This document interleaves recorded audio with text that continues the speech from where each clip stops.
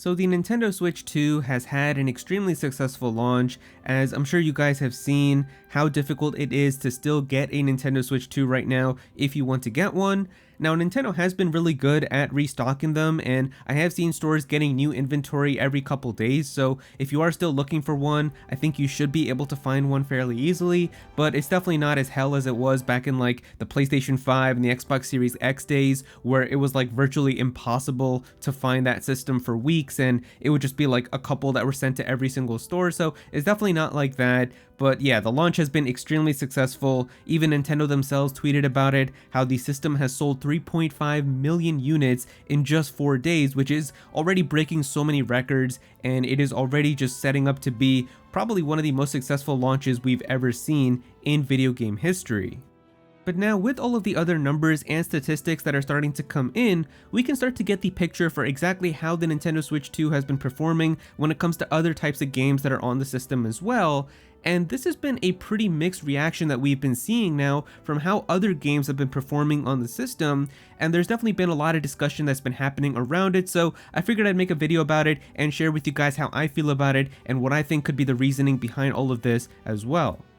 So here we are on the GameBusiness.com, which has done a couple of analysis on like some of the aspects of the Nintendo Switch 2 launch, and we can see here some stuff like how 62% of Switch 2 physical game sales in the US during launch week were from first-party games, excluding the Mario Kart World bundle. So this is probably from a lot of people either buying Mario Kart World just physically in terms of the cartridge, or just buying some of the other first-party Nintendo games as well. We can see here that that was 48% for UK, and then 86% of Switch 2 physical game sales in the UK were from first-party games, and in comparison, for the launch of the Switch 1, 89% of UK's physical game sales were from first-party games. And for the launch month of the Switch 1 in the US, 81% of US physical game sales were from first-party games.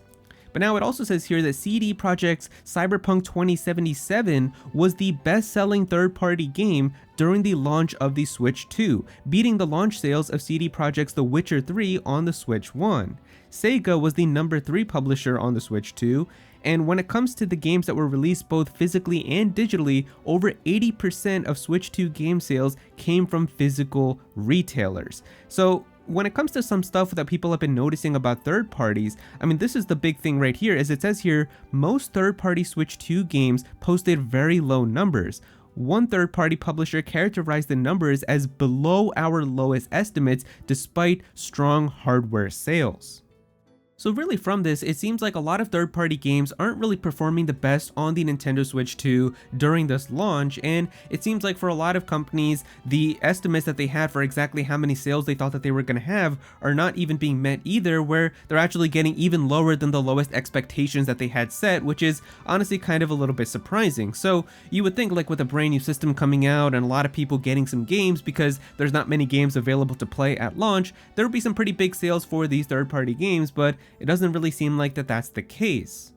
Now, there's been a lot of debate online for why people think that this is happening, and I really think that the answer to this isn't just one specific thing, because obviously the big thing that's been going around is the topic that's been in the discussion ever since the Nintendo Switch 2 Direct ended, and we found out about this, which is the game key cards. So we all know that game key cards are basically how a lot of third parties are doing their games on the Nintendo Switch 2, where the physical cartridge that you have inside of the case doesn't actually have any game data on it, but it's rather just a key that you put inside of your system to then enable you to download the entire game from the eShop onto your system. So a lot of people have already expressed how they don't like this and they're not really a big fan of this. So a lot of people are jumping to this conclusion saying, well, so many of the games were game key cards, so obviously a lot of people just didn't want to buy them, and that's why they're not performing that well on the Switch 2.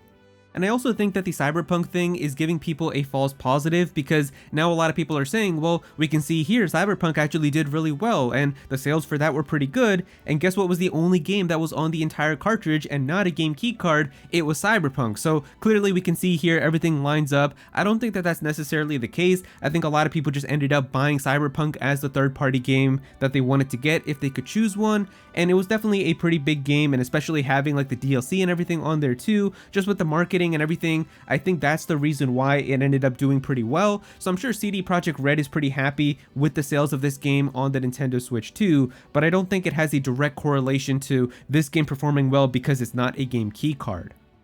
Now that's not to say that the game keycard people don't have a voice at all, because I'm sure that there is definitely a group of people that exists out there that were interested in getting some games, but now that they've seen that they're all game keycards, they don't really want to get these third-party games anymore or want to support them on the Switch 2. But that's definitely not like a huge audience out there that is the primary reason why all of these games are not performing the best on the Switch 2.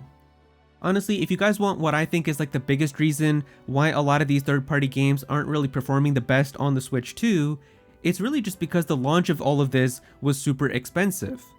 Typically, third-party sales aren't really super impressive right off the bat when it comes to the launch for a Nintendo system, and that's especially the case I would imagine with the Nintendo Switch 2, because this is the most expensive Nintendo system of all time, and everything is also more expensive too in terms of just accessories and games and everything. So I feel like a lot of people might just not have had the money to also pick up some third-party games as well, unless you really just wanted to have a lot of the things that were available, but that's not really going to be most people. I mean, I remember I walked into my Best Buy, I got the Nintendo Switch 2, I got Mario Kart World, I got a Pro controller, and then I got a case and a screen protector, and just getting some of those things, which I felt like were the necessities that I wanted, I was already well over $600. And so at that point I was like, do I really want to get like another third-party game for another $60-70? Like, I think I'll be good with Mario Kart for a while, and I think that this is also pretty much what happened with a lot of other people.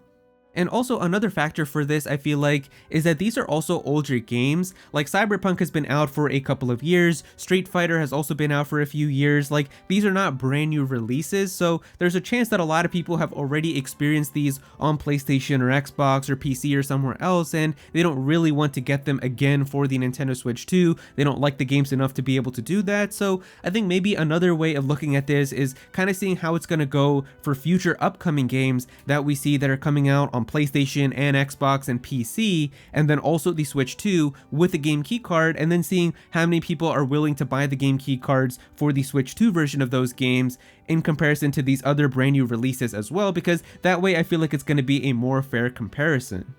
I also want to see how it's going to be for games that are only going to be on the Switch 2. So like next year, we know there's going to be that exclusive FromSoft game that's going to be coming out called The Duskbloods, and that's only going to be on the Nintendo Switch 2. You're not going to be able to play this on PS5 or Xbox or PC. So considering that Elden Ring is already confirmed to be a game keycard, I'm expecting that this game is probably going to be a game keycard as well. So how many people are going to be willing to buy the Duskbloods in terms of a game keycard on the Switch 2 just to have like a physical cartridge for the game, even if it doesn't have the game data? Or how many people are just going to buy the game digitally instead? I think seeing those types of numbers and how that game is going to do is really going to paint the picture for exactly how third parties are going to work on the Nintendo Switch 2.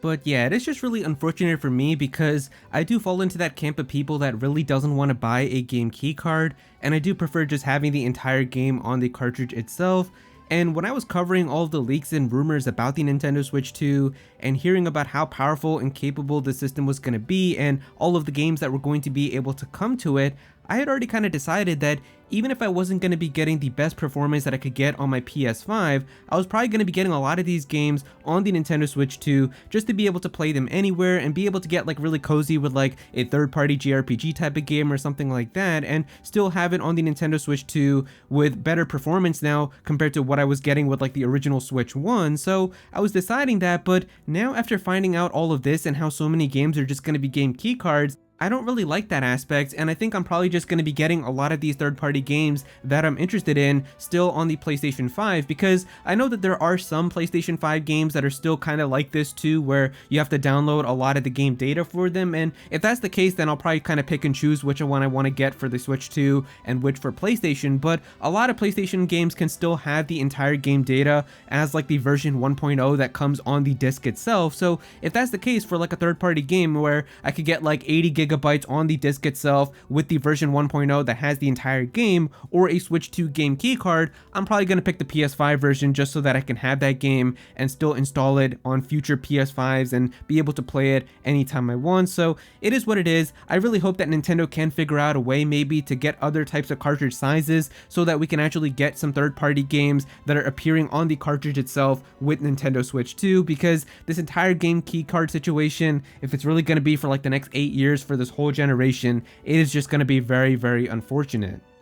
But yeah, there you go guys, that is pretty much all the information right now for some third-party games that aren't really performing the best on the Nintendo Switch 2. If you guys enjoyed the video, definitely be sure to click that like button and also subscribe to the channel as well. I'm definitely gonna have some more videos talking about the Switch 2, so be sure to subscribe so you don't miss out on that. Comment down below and let me know what you think about all of this. Did you buy any third-party games on your Nintendo Switch 2? Are you planning to buy any? If you didn't buy them, what was your reason? Definitely be sure to comment down below and let me know. But if you don't have anything to say about this, just comment your favorite emoji down below for some engagement. I would really appreciate it. Go follow me on Twitter at @Aero so you can be featured in videos, and also join my Discord server as well. We've got a bunch of people in there who are always talking about Pokemon and Smash Bros and Nintendo, so definitely be sure to join that. But yeah, that's pretty much it. Thank you so much for watching.